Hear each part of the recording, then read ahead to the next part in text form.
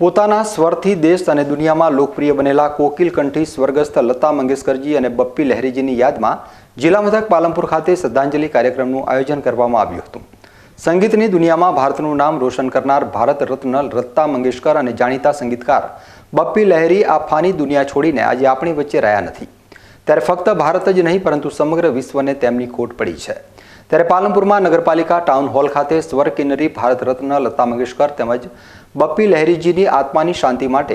શહેર ભાજપ ઉપપ્રમુખ દિનેશ પંચાલ અને મલ્હાર બીટ્સના મનોજ કુંવારિયા અને મુકેશ મહેતા દ્વારા સંગીત પ્રેમીઓ માટે શ્રદ્ધાંજલિ કાર્યક્રમ આયોજન કરવામાં આવ્યો હતો।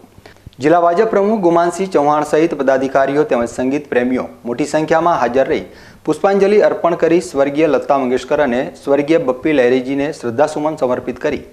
2 મિનિટનું મૌન પાળવામાં આવ્યું હતું। બાદમાં મોડી રાત સુધી સ્થાનિક કલાકારોએ સંગીતના સૂર રેલાવ્યા હતા,